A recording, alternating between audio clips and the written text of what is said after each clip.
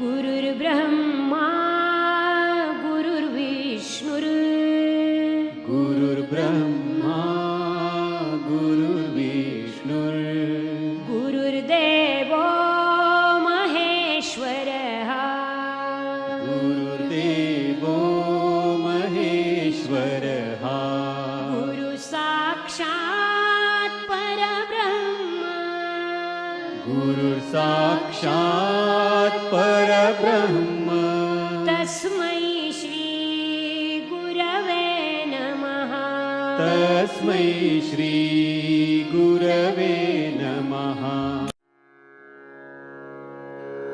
ॐ नमो भगवते वासुदेवाय ॐ नमो भगवते वासुदेवाय ॐ नमो भगवते वासुदेवाय ॐ नमो भगवते वासुदेवाय ॐ नमो भगवते वासुदेवाय वासुदेवाय वासुदेवाय।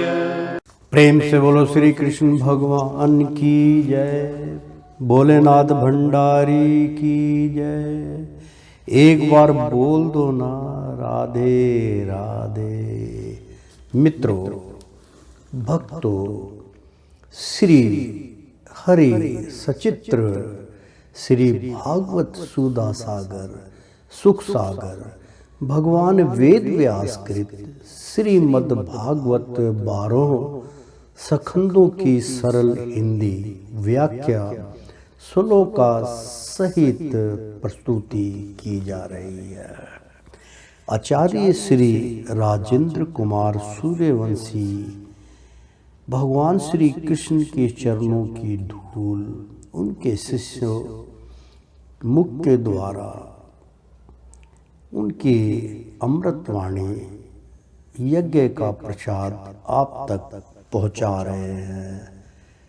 प्रिय मित्रों, ग्रहण करना मत भूलिए। तो प्रेम से बोलो श्री कृष्ण भगवान की जय। मित्रों, इति सप्तम सखंद समाप्त। हरि ओम तत्सत। मित्रों, 7वां सखंद समाप्त हो चुका था। श्री मद् भागवत महापुराण अष्टम सखंड ओम नमो भगवते वासुदेवाय। श्रीमद् भागवत महापुराण अष्टम सखंड का पहला अध्याय हम शुरू करने जा रहे हैं। मनवंतरों का वर्णन। राजा परीक्षित ने पूछा, गुरुदेव, स्वयंभू मनु का वंश विस्तार मैंने सुन लिया। इसी वंश में उनकी कन्याओं के द्वारा मरीचि आदि प्रजापतियों ने अपनी वंश परंपरा चलाई थी। अब आप हमसे दूसरे मनुओं का वर्णन कीजिए। ब्राह्मण ज्ञानी महात्मा जिस जिस मन अंतर में महामहिम भगवान के जिन जिन अवतारों और लीलाओं का वर्णन करते हैं, उन्हें आप अवश्य सुनाइए। हम बड़ी श्रद्धा से उनका स्मरण करना चाहते हैं। भगवान विश्व भगवान बीते हुए यानी कि विश्व भावन भगवान बीते हुए मन अंतरों में जो जो लीलाएं कर चुके हैं, वर्तमान वन अंतर में जो कर रहे हैं, यानी कि मन के अंदर की गतिविधियां जो कर रहे हैं, आगामी मनो अंतरों में जो कुछ करेंगे, वह सब हमें सुनाइए। बहुत सुंदर प्रसंग है मित्रों। श्री सुखदेव जी ने कहा, इस कल्प में स्वाय अम्भु आदि 6 मनवंतर बीत चुके हैं। उनमें से पहले मनवंतर का मैंने वर्णन कर दिया। उसी में देवता आदि की उत्पत्ति हुई थी। स्वयंभू मनु की पुत्री आकृति से यज्ञ पुरुष के रूप में धर्म का उपदेश करने के लिए तथा देवहितु हुति से कपिल के रूप में ज्ञान का उपदेश करने के लिए भगवान ने उनके पुत्र रूप से अवतार ग्रहण किया था। परीक्षित, भगवान कपिल का वर्णन मैं पहले ही तीसरे सखंड में कर चुका हूँ। अब भगवान यज्ञ पुरुष ने आकृति के गर्भ से अवतार लेकर जो कुछ किया उसका वर्णन करता हूँ। प्रेम से बोलो श्री कृष्ण भगवान की जय। परीक्षित, भगवान स्वयं भू मनु ने समस्त कामनाओं और भोगों से विरक्त होकर राज्य छोड़ दिया। वे अपनी पत्नी सत्यरूपा के साथ तपस्या करने के लिए वन में चले गए। परीक्षित, उन्होंने सुनंदा नदी के किनारे पृथ्वी पर एक पैर से खड़े रहकर 100 वर्ष तक घोर तपस्या की। तपस्या करते समय वे प्रतिदिन इस प्रकार भगवान की स्तुति करते थे। मनु जी कहा करते थे, जिनकी चेतना के स्पर्श मात्र से यह विश्व चेतन हो जाता है, किंतु यह विश्व जिन्हें चेतना का दान नहीं कर सकता, जो इसके सो जाने पर परले में भी जागते रहते हैं, जिनको यह नहीं जान सकता, परंतु जो इसे जानते हैं वही परमात्मा है। यह संपूर्ण विश्व और इस विश्व में रहने वाले समस्त चर अचर प्राणी सब उस परमात्मा से ही ओतप्रोत है। इसलिए संसार के किसी भी पदार्थ में मोह ना करके उसका त्याग करते हुए ही जीवन निर्वाह मात्र के लिए उपभोग करना चाहिए। प्रेम से बोलो श्री कृष्ण भगवान की जय। मित्रों, बहुत सुंदर प्रसंग चल रहा है।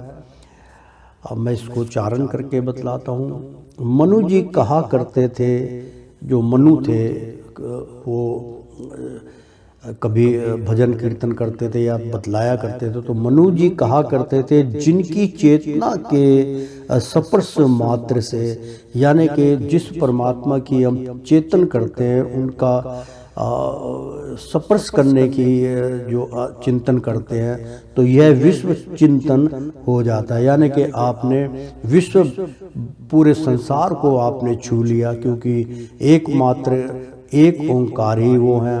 तो किंतु यह विश्व जिन्हें चेतना का दान नहीं कर सकता, यानी कि जो विश्व करता है उनको अपनी चेतना का दान नहीं कर सकता, जो इसके सो जाने पर परले में भी जागते रहते हैं। यानी कि जब वो सैया पे होते विश्राम करते हैं तब भी वो जागते ही रहते हैं, और परले में भी जब परले होता तब भी वो जागते रहते हैं। जिनको यह नहीं जान सकता, परंतु जो इसे जानते हैं, जो परमात्मा के बारे में संपूर्ण जिनको ज्ञान प्राप्त है, वही परमात्मा है। यह संपूर्ण विश्व और इस विश्व में रहने वाले समस्त चर अचर प्राणी सब उन परमात्मा से ही ओतप्रोत है। इसलिए संसार के किसी भी पदार्थ में मोह ना करके उनका त्याग करते हुए ही जीवन निर्वाह मात्र के लिए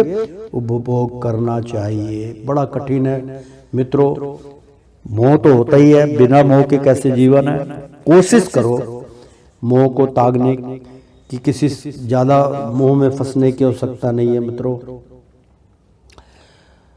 तृष्णा का स्वर था त्याग कर देना चाहिए। बहुत बड़ा इसमें जो प्रतित्याग है वो तृष्णा का है, क्योंकि तृष्णा जो है वो नहीं मरती। तृष्णा जो है वो साथ के साथ जाती है, मृत्यु के पश्चात भी तृष्णा आपका संग नहीं छोड़ती, जिसकी वजह से हमें बार बार जन्म लेना पड़ता है। तो भला ये संसार की संपत्तियां किसकी हैं? भगवान सबके साक्षी हैं। उन्हें बुद्धि, वृत्तियां या नेत्र आदि इंद्रियां नहीं देख सकती, परंतु उनकी ज्ञान शक्ति अखंड है। समस्त प्राणियों के हृदय में रहने वाले उन्हीं स्वयं प्रकाश असंग परमात्मा की शरण ग्रहण करो, जिनका ना आदि है ना अंत, फिर मध्य तो होगा ही कहां से, जिनका ना कोई अपना है और ना पराया, और ना बाहर है ना भीतर, वे विश्व के आदि अंत मध्य अपने पराये, बाहर और भीतर सब कुछ है, उन्हीं की सत्ता से विश्व की सत्ता है। वही अनंत वास्तविक सत्य पर ब्रह्मा है, वही परमात्मा विश्व रूप है, उनके अनंत नाम है, वे सर्वशक्तिमान सत्य संप्रकाश अनजन्मा और पुराण पुरुष हैं। वे अपनी माया शक्ति के द्वारा ही विश्व सृष्टि के जन्म आदि को स्वीकार कर लेते हैं। प्रेम से बोलो श्री कृष्ण भगवान की जय। और अपनी विदा शक्ति के द्वारा उसका त्याग करके निष्क्रिय सत्य स्वरूप मात्र रहते हैं। इसी से ऋषि मुनि और नेक्स्ट भर स्थिति अर्थात ब्रह्मा से एकता प्राप्त करने के लिए पहले कर्मयोग का अनुष्ठान करते हैं। प्राय कर्म करने वाला पुरुष ही अंत में निष्क्रिय होकर कर्मों से छुट्टी पा लेता है। यूं तो सर्वशक्तिमान भगवान भी कर्म करते हैं, परंतु वे आत्म लाभ से पूर्ण काम होने के कारण उन कर्मों में आसक्त नहीं होते, अतः उन्हीं का अनुसरण करके अनासक्त रहकर कर्म करने वाले भी कर्म बंधन से मुक्त ही रहते हैं। भगवान ज्ञान स्वरूप है, इसलिए उनमें अहंकार का लेश भी नहीं है। वे स्वर्ग परिपूर्ण है, इसलिए उन्हें किसी वस्तु की कामना नहीं है। वे बिना किसी की प्रेरणा के स्वतंत्र रूप से ही कर्म करते हैं। वे अपनी ही बनाई हुई मर्यादा में स्थित रहकर अपने कर्मों के द्वारा मनुष्यों को शिक्षा देते हैं। वे ही समस्त धर्मों की प्रवर्तक और उनके जीवदाता है। मैं उन्हीं प्रभु की शरण में हूँ। प्रेम से बोलो श्री कृष्ण भगवान की जय। मित्रों, बहुत ही सुंदर प्रसंग चल रहा है। तो श्री सुखदेव जी कहते हैं, परीक्षित, एक बार स्वयंभू मनु एकाग्र चित्र से एक मंत्र में उपनिषद स्वरूप स्तुति का पाठ कर रहे थे। उनमें नींद में अचेत होकर बड़बड़ाते जान भूखे असुर और राक्षस खा डालने के लिए उन पर टूट पड़े। यह देखकर अंतर्यामी भगवान यज्ञ पुरुष अपने पुत्र याम नामक देवताओं के साथ वहां आए। उन्होंने उन खा डालने के अनिश्चय से आए हुए असुरों का संहार कर डाला और फिर वे इंद्र के पद पर प्रतिष्ठित होकर स्वर्ग का शासन करने लगे। प्रेम से बोलो श्री कृष्ण भगवान की जय। परीक्षित दूसरे मनु हुए सवाचिप, वे अग्नि के पुत्र थे। उनके पुत्रों के नाम थे दुर्मान, सुषेण और रोचिष्मान आदि। उस मनवंतर में इंद्र का नाम था रोचन, प्रधान देवगण थे दुष्टित आदि, उज स्तंभ आदि, वेद वादिगण सप्तऋषि थे। उस मनवंतर में वेद शिरा नाम के ऋषि की पत्नी तुषिता थी। उनके गर्भ से भगवान ने अवतार ग्रहण किया और विभु नाम से प्रसिद्ध हुए। वे आजीवन नैष्ठिक ब्रह्मचारी रहे। उनके आचरण से शिक्षा ग्रहण करके 88,000 व्रतनिष्ठ ऋषियों ने भी ब्रह्मचार्य व्रत का पालन किया। तीसरे मनु थे उत्तम, वे प्रिय व्रत के पुत्र थे। उनके पुत्रों के नाम थे पवन, सर्जय, यज्ञहोत्र आदि। उन मन मंत्र में वशिष्ठ जी के प्रमद आदि 7 पुत्र सप्तऋषि थे। सत्य वेद ऋतु वेद। उन मन मंत्र में वशिष्ठ जी के प्रमद आदि 7 पुत्र सप्तऋषि थे। सत्य वेद ऋतु और भद्र नामक देवताओं के प्रधान गण थे और इंद्र का नाम था सत्यजीत। उस समय धर्म की पत्नी सुनीता के गर्भ से पुरुषोत्तम भगवान ने सत्यसेन के नाम से अवतार ग्रहण किया था। उनके साथ सत्यवर्त नाम के देवगण भी थे। उस समय के इंद्र सत्याजीत के सखा बनकर भगवान ने असत्य प्रायण, दुशील और दुष्ट यक्षों, राक्षसों एवं जीवद्रोही भूत गणों का संहार किया। चौथे मनु का नाम था तामस। वे तीसरे मनु उत्तम के सगे भाई थे। उनके पितृ ख्याति, नर, केतु इत्यादि 10 पुत्र थे। सत्यक, हरि और वीर नामक देवताओं के प्रधान गण थे। इंद्र का नाम था त्रिशिक। उस मनवंतर में ज्योति, धर्म आदि सप्तऋषि थे। परीक्षित, उस तामस नाम के मनवंतर में विद्युति के पुत्र वैद्युति नाम के और भी देवता हुए। उन्होंने समय के फेर से नष्ट प्राय वेदों को अपनी शक्ति से बचाया था, इसलिए ये वैद्युति कहलाए। इस मनवंतर में हरि मेधा ऋषि की पत्नी हरिणी के गर्भ से हरि के रूप में भगवान ने अवतार ग्रहण किया। इसी अवतार में उन्होंने ग्रह से गजेंद्र की रक्षा की थी। राजा परीक्षित ने पूछा, मुनिवर, हम आपसे वह सुनना चाहते हैं कि भगवान ने गजेंद्र को ग्रह के फंदे से कैसे छुड़ाया था। सब कथाओं में वही कथा परम पुण्य में प्रसंगनीय है, मंगलकारी और शुभ है, जिसमें महात्माओं के द्वारा गान किए हुए भगवान हरि, श्री हरि के पवित्र यश का वर्णन रहता है। प्रेम से बोलो विष्णु भगवान की जय, श्रीमन नारायण की जय। तो सूत जी कहते हैं, शौकीन आदि ऋषियों राजा परीक्षित आमरण अनशन करके कथा सुनने के लिए ही बैठे हुए थे। उन्होंने जब श्री सुखदेव जी महाराज को इस प्रकार कथा कहने के लिए प्रेरित किया, तब वे बड़े आनंदित हुए और प्रेम से परीक्षित का अभिनंदन करके मुनियों की भरी सभा में कहने लगे। तो श्रीमन नारायण नारायण हरि हरि, तेरी लीला सबसे न्यारी न्यारी, बोलो हरि हरि।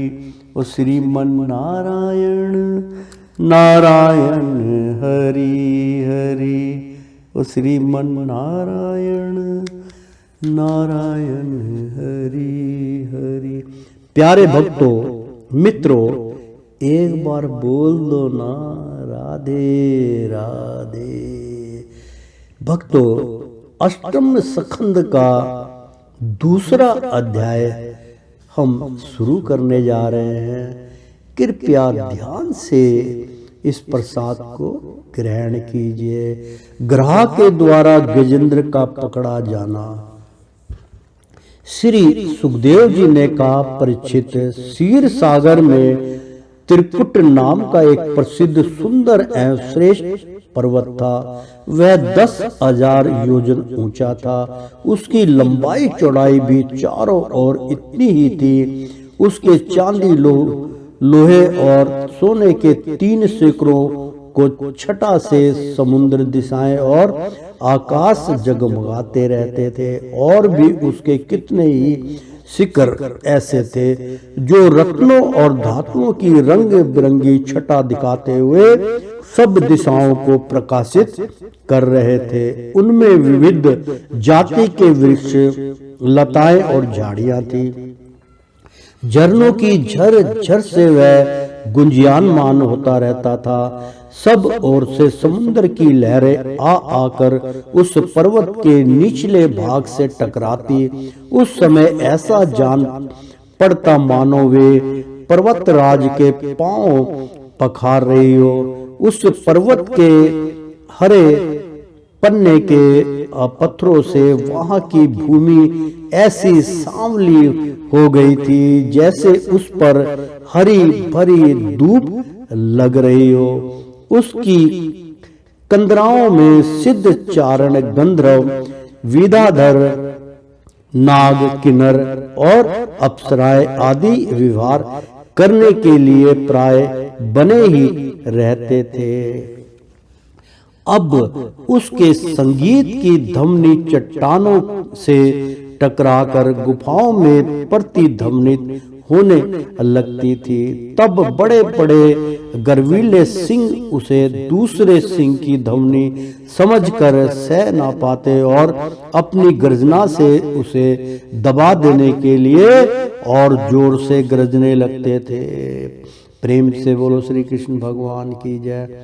उस पर्वत की तलहटी तरह तरह के जंगली जानवरों के झुंडों से सुशोभित रहती थी। अनेकों प्रकार के वृक्षों से भरे हुए देवताओं के उद्यान में सुंदर सुंदर पक्षी मधुर कंठ से चहकते रहते थे। उस पर बहुत सी नदियां और सरोवर भी थे। उनका जल बड़ा निर्मल था।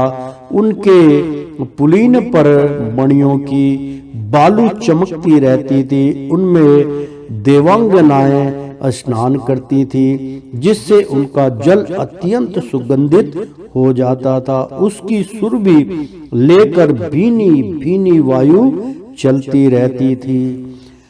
पर्वतराज त्रिकुट की तराई में भगवंत प्रेमी महात्मा भगवान वरुण का एक उद्यान था। उसका नाम था ऋतुमान। उसमें देवांगनाएं क्रीड़ा करती रहती थी।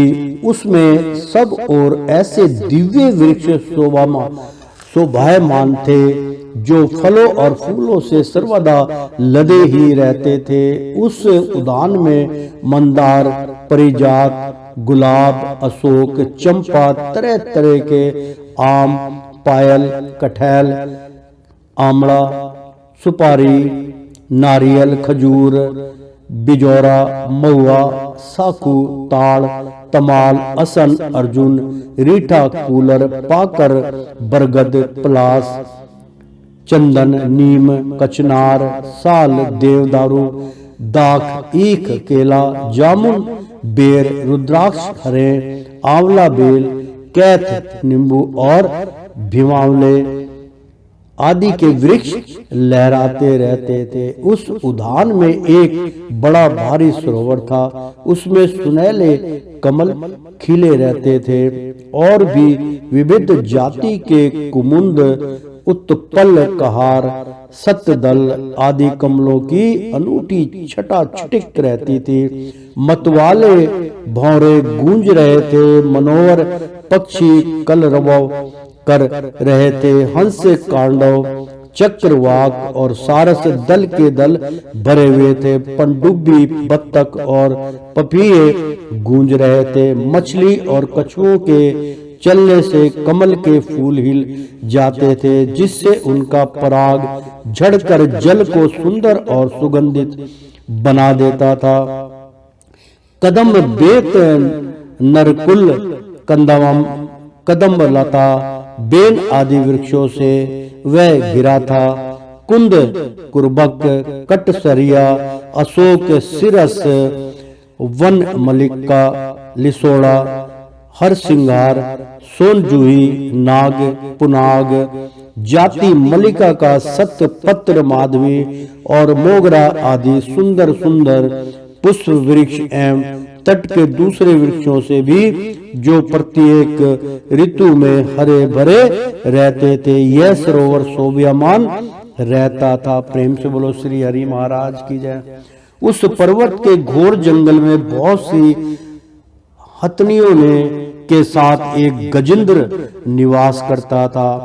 मतलब गजेंद्र बोलते हैं जी अपना हाथी को, और हथनियों को बोलते हैं। हथनियों के साथ एक गजेंद्र निवास करता था। वह बड़े बड़े शक्तिशाली हाथियों का सरदार था। एक दिन वह उसे पर्वत पर अपनी हथनियों के साथ कांट वाले कीचड़, बांस, बेत, बड़ी बड़ी झाड़ियों और पेड़ों के रौंदता हुआ घूम रहा था। उसकी गंध मात्र से सिंह, हाथी, बाघ, गैंडे आदि हिंस्त्र जंतु, नाग तथा काले गोरे, सरम्ब और चमरी गाय आदि डक कर भाग जाया करते थे। और उसकी कृपा से भेड़िए, सुअर, भैंसे, रिछ, सल्ले, लंगूर तथा कुत्ते, बंदर, हरिन और खरगोश आदि क्षुद्र जीव सब कहीं निर्भय विचरते रहते थे। उसके पीछे पीछे हाथियों के छोटे छोटे बच्चे दौड़ रहे थे। बड़े बड़े हाथी और हथनियां भी उसे घेरे हुए चल रही थी। उसकी धमक से पहाड़ एक बारगी कांप उठता था।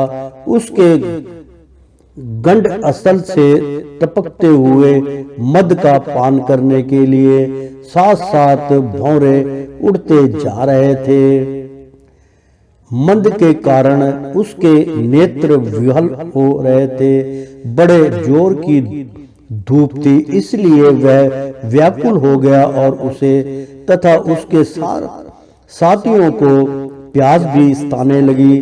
उस समय दूर से ही कमल के पराग से सुवासित वायु की गंध सूंघ कर वह उसी सरोवर की ओर चल पड़ा, जिसकी शीतलता और सुगंध लेकर वायु आ रही थी। थोड़ी ही देर में वेग से चलकर वह सरोवर के तट पर जा पहुंचा। उस सरोवर का जल अत्यंत निर्मल एवं अमृत के समान मधुर था। सुनहले और अरुण कमलों की केसर से वह महक रहा था। गजेंद्र ने पहले तो उसमें घुसकर अपनी सूंड से उठा जी भरकर जल पिया। फिर उस जल में स्नान करके अपनी थकान मिटाई। गजेंद्र ग्रस्त पुरुषों की भांति मोहग्रस्त होकर अपनी सूंड से जल की फुहारे छोड़ छोड़कर साथ की हथनियों और बच्चों को नहलाने लगा तथा उनके मुंह में सूंड डालकर जल पिलाने लगा। भगवान की माया से मोहित हुआ गजेंद्र उन्मत्त हो रहा था। उस बेचारे को इस बात का पता ही ना था कि मेरे सिर पर बहुत बड़ी विपत्ति मंडरा रही है। प्रेम से बोलो श्री कृष्ण भगवान की जय।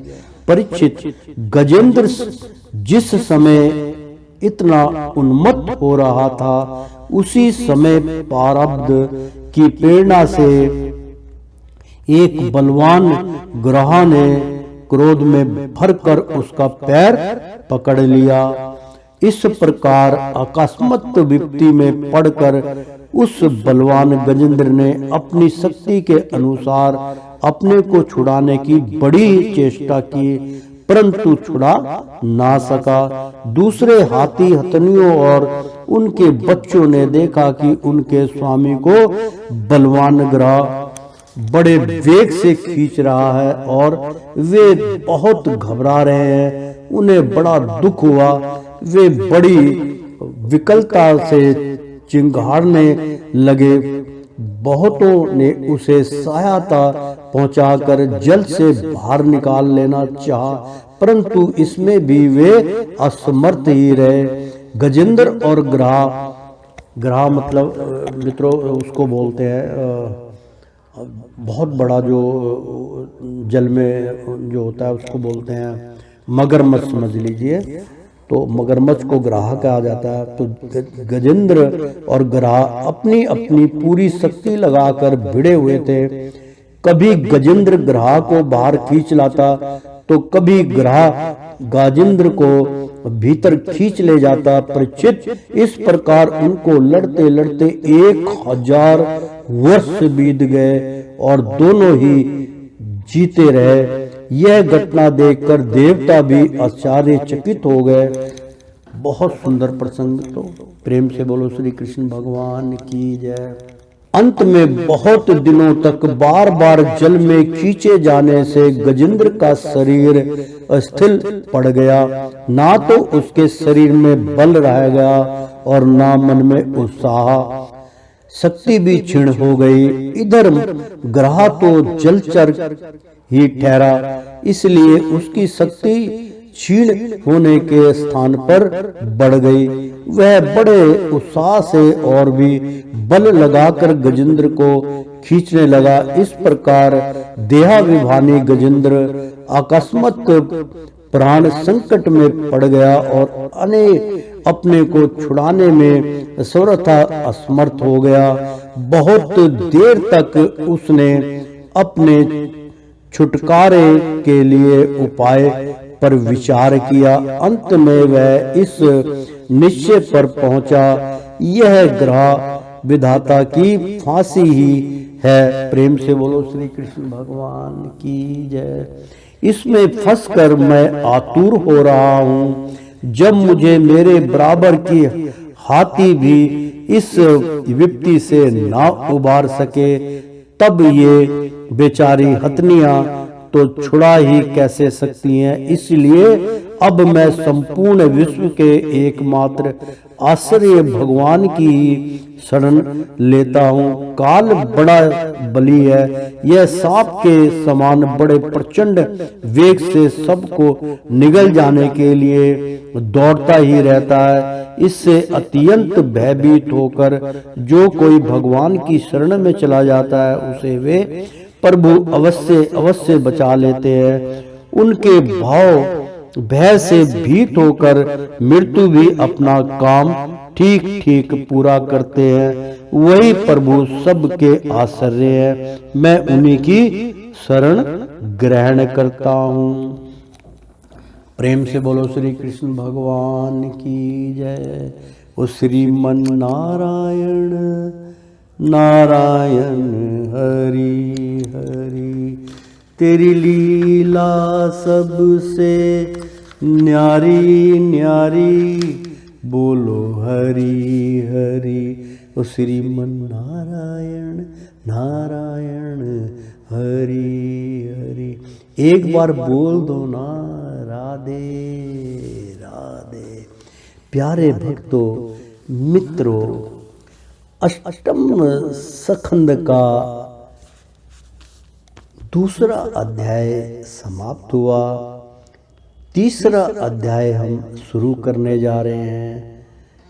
गजेंद्र के द्वारा भगवान की स्तुति और उसका संकट से मुक्त होना। श्री सुखदेव जी कहते हैं, परीक्षित, अपनी बुद्धि से ऐसा निश्चय करके गजेंद्र ने अपने मन को हृदय में एकाग्र किया और फिर पूर्व जन्म में सीखे हुए श्रेष्ठ स्तोत्र के जप द्वारा भगवान की स्तुति करने लगा।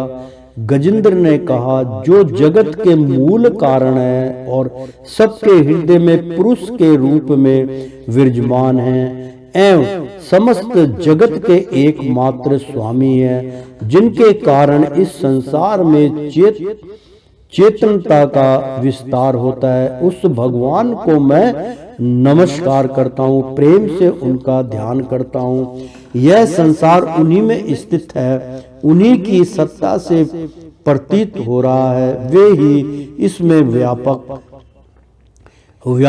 हो रहे हैं और स्वयं वे ही इनके रूप में प्रकट हो रहे हैं। यह सब होने पर भी वे इस संसार और इसके कारण प्राकृतिक से सर्वथा परे है। उन स्वयं प्रकाश स्वयं सिद्ध सत्य आत्मक भगवान की मैं शरण ग्रहण करता हूँ। यह विश्व प्रपंच उन्हीं की माया से उनमें अध्यस्त है। यह कभी प्रतीत होता है तो कभी नहीं, परंतु उनकी दृष्टि ज्यों की त्यों एक सी रहती है। वे इसके साक्षी हैं और उन दोनों को ही देखते रहते हैं। वे सबके मूल हैं और अपने मूल भी वही है, कोई दूसरा उनका कारण नहीं है। वे ही समस्त कार्य और कारणों से अतीत। प्रभु मेरी रक्षा करें। प्रलय के समय लोकपाल और इन सब के कारण संपूर्ण रूप से नष्ट हो जाते हैं। उस समय केवल अत्यंत घना और गहरा अंधकार ही अंधकार रहता है, परंतु अनंत परमात्मा उससे सर्वथा परे विराजमान रहते हैं। वे ही प्रभु मेरी रक्षा करें। उनकी लीलाओं का रहस्य जानना बहुत ही कठिन है। वे नट की भांति अनेकों वेश धारण करते हैं। उनके वास्तविक स्वरूप को ना तो देवता जानते और ना ऋषि ही। फिर दूसरा ऐसा कौन प्राणी है जो वहां तक जा सके और उसका वर्णन कर सके। वे प्रभु मेरी रक्षा करें। जिनके परम मंगलमय स्वरूप का दर्शन करने के लिए महात्मा गण संसार की समस्त आसक्तियों का परित्याग कर देते हैं और वन में जाकर अखंड भाव से ब्रह्मचार्य आदि अलौकिक व्रतों का पालन करते हैं तथा अपने आत्मा को सबके हृदय में विराजमान देखकर स्वाभाविक ही सबकी भलाई करते हैं। वे ही मुनियों के स्वर स्व भगवान मेरे सहायक हैं। वे ही मेरी गति हैं। ना उनके जन्म कर्म है और ना नाम रूप। फिर उनके संबंध में गुण और दोष की तो कल्पना ही कैसे की जा सकती है। फिर भी विश्व की सृष्टि और संहार करने के लिए समय समय पर वे उन्हें अपनी माया से स्वीकार करते हैं। उन्हीं अनंत शक्तिमान सर्वेश्वरमय पर ब्रह्मा परमात्मा को मैं नमस्कार करता हूँ। वे अरूप होने पर भी बहुरूप हैं। उनके कर्म अत्यंत आश्चर्यमय हैं। मैं उनके चरणों में नमस्कार करता हूँ। स्वयं प्रकाश सबके साक्षी परमात्मा को मैं नमस्कार करता हूँ, जो मन वाणी और चित्त से अत्यंत दूर है। उन परमात्मा को मैं नमस्कार करता हूँ। प्रेम से बोलो श्री कृष्ण भगवान की जय। विवेक की पुरुष कर्म संन्यास अथवा कर्म संपन्न के द्वारा अपना अंतकरण शुद्ध करके जिन्हें प्राप्त करते हैं तथा जो स्वयं तो नित्य मुक्त परमानंद एवं ज्ञान स्वरूप है ही दूसरों को कैवल्य मुक्ति देने के सामर्थ्य भी केवल उन्हीं में है। उन प्रभु को मैं नमस्कार करता हूँ जो सत्व रज और तमो यानी कि सत्व गुण रज गुण और तमो गुणों इन तीनों गुणों का धर्म स्वीकार करके क्रम से शांत घोर और मूढ़ अवस्था भी धारण करते हैं। उन बेदर रहित स्वभाव से स्थित, क्योंकि उन्हीं में संभाव होता है सारा, धारण करते हैं। उन भेद रहित संभाव से स्थित एवं ज्ञान धन प्रभु को मैं बार बार नमस्कार करता हूँ। आप सबके स्वामी समस्त क्षेत्रों के एकमात्र ज्ञाता एवं सुरक्षाक्षी हैं। आपको मैं नमस्कार करता हूँ। आप स्वयं ही अपने कारण हैं। पुरुष और मूल प्राकृतिक के रूप में भी आप ही हैं। आपको मैं मेरे बार बार नमस्कार। आप समस्त इंद्रियां और उनके विषयों के दृष्टाएं समस्त प्रतियों के आधार है। अहंकार आदि छाया रूप असत्य वस्तुओं के द्वारा आपका ही अस्तित्व प्रकट होता है। समस्त वस्तुओं की सत्ता के रूप में भी केवल आप ही भास रहे हैं। मैं आपको नमस्कार करता हूँ। आप सबके मूल कारण है, आपका कोई कारण नहीं है, तथा कारण होने पर भी आप में विकार या परिणाम नहीं होता। इसलिए आप प्रेम से बोलो श्री कृष्ण भगवान की जय। बहुत सुंदर प्रसंग चल रहा है मित्रों, ध्यान से सुनिए। अनोखे कारण है आपको मेरा बार बार नमस्कार। जैसे समस्त नदी झरने आदि का परम आश्रय समुद्र है, वैसे ही आप समस्त वेद और शास्त्रों के परम तात्पर्य हैं।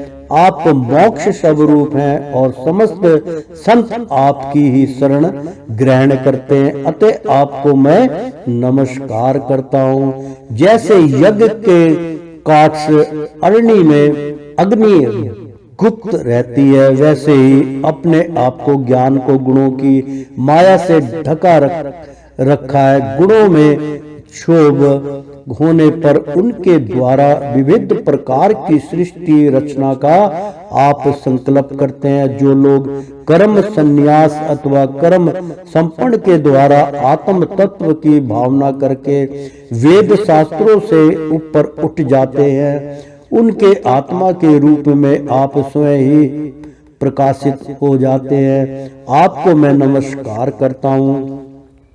जैसे कोई दयालु पुरुष फंदे में पड़े हुए पशु का बंधन काट दे, वैसे ही आप मेरे जैसे शरणागतों की फांसी काट देते हैं। आप नित्य मुक्त हैं, परम करुणा में हैं और भक्तों का कल्याण करने में आप कभी आलस्य नहीं करते। आपके चरणों में मेरा नमस्कार है। समस्त प्राणियों के हृदय में अपने अंश के द्वारा अंतर आत्मा के रूप में आप उपलब्ध होते रहते हैं। आप सर्वेश्वर पूर्ण और अनंत हैं। आपको मैं नमस्कार करता हूँ।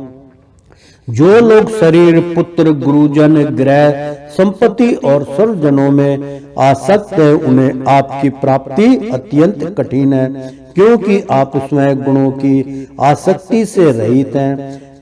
जीवन मुक्त पुरुष अपने हृदय में आपका निरंतर चिंतन करते रहते हैं। उन सर्वेश्वर पूर्ण ज्ञान स्वरूप भगवान को मैं नमस्कार करता हूँ। धर्म अर्थ काम और मोक्ष की कामना से मनुष्य उन्हीं का भजन करके अपनी अभिष्ट वस्तु प्राप्त कर लेते हैं। इतना ही नहीं, वे उनको सभी प्रकार का सुख देते हैं और अपने ही जैसा अविनाशी पार्षद शरीर भी देते हैं। वे ही परम दयालु प्रभु मेरा उद्धार करें। जिनके अनन्य प्रेमी भगत जन उन्हीं की शरण में रहते हुए उनके किसी भी वस्तु की यहाँ तक कि मोक्ष की भी अभिलाषा नहीं करते, केवल उनकी परम दिव्य मंगलमयी लीलाओं का गान करते हुए आनंद के समुद्र में निमग्न रहते हैं। जो अविनाशी स्वर शक्तिमान अव्यक्त इंद्रियातीत और अत्यंत सूक्ष्म है, जो अत्यंत निकट रहने पर भी बहुत दूर जाने पड़ते हैं। जो आध्यात्मिक योग अर्थात ज्ञान योग का भक्ति योग के द्वारा प्राप्त होते हैं, उन्हीं आदि पुरुष अनंत एवं परिपूर्ण पर ब्रह्मा परमात्मा की मैं स्तुति करता हूँ। जिनकी अत्यंत छोटी कला से अनेकों नाम रूप के वेद भाव से युक्त ब्रह्मा आदि देवता वेद और चराचर लोकों की सृष्टि हुई है। जैसे धगधगती हुई आग से लपटे और प्रकाशमान सूर्य से उनकी किरणें बार बार निकलती और लीन होती रहती हैं, वैसे ही जिन समय प्रकाश परमात्मा से बुद्धि मन इंद्रियां और शरीर जो गुणों के प्रवाह रूप है बार बार प्रकट होते तथा लीन हो जाते हैं, वे भगवान ना देवता है और ना असुर, ये वे मनुष्य और पशु पक्षी भी नहीं है, ना वे स्त्री है ना वे पुरुष हैं और ना नपुंसक। वे कोई साधारण या असाधारण प्राणी भी नहीं है, ना वे गुण है और ना कर्म ना कार्य है और ना तो कारण ही। सबका निषेध हो जाने पर जो कुछ बच रहता है वही उनका स्वरूप है तथा वे ही सब कुछ हैं। वे ही परमात्मा मेरे उद्धार के लिए प्रकट हो। मैं जीना नहीं चाहता। यह हाथी की योनि बाहर और भीतर सब ओर से अज्ञान रूप अवतारण और आवरण के द्वारा ढकी हुई है। इसको रख कर करना ही क्या है। मैं तो आत्मा प्रकाश को ढकने वाले उस अज्ञान रूप अवतारण से छूटना चाहता हूँ। तो काल कर्म से अपने आप नहीं छूट सकता, जो केवल भगवंत कृपा अथवा तत्व ज्ञान के द्वारा ही नष्ट होता है। इसलिए मैं उन पर ब्रह्मा परमात्मा की शरण में हूँ, जो विश्व रहित होने पर भी विश्व के रचयिता और विश्व स्वरूप हैं। साथ ही जो विश्व की अंतर आत्मा के रूप में विश्व रूप सामग्री से क्रीड़ा भी करते रहते हैं। उन अनजन्मा परम मद स्वरूप ब्राह्मण ब्रह्मा को मैं नमस्कार करता हूँ। योगी लोग योग के द्वारा कर्म वासना और कर्म फल को भस्म करके अपने योग शुद्ध हृदय में जिन योगेश्वर भगवान का साक्षात्कार करते हैं, उन प्रभु को मैं नमस्कार करता हूँ। प्रभु आपकी तीन शक्तियों सतोगुण, रजोगुण और तमोगुण राग आदि वेग असहा है। समस्त इंद्रियों और मन के विषयों के रूप में भी आप ही प्रतीत हो रहे हैं। इसलिए जिनकी इंद्रियां वश में नहीं है वे तो आपकी प्राप्ति का मार्ग भी नहीं पा सकते। आपकी शक्ति अनंत है।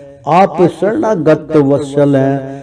आपको मैं बार बार नमस्कार करता हूँ। आपकी माया अहम बुद्धि से आत्मा का स्वरूप ढक गया है। इसी से यह जीव अपने स्वरूप को नहीं जान पाता।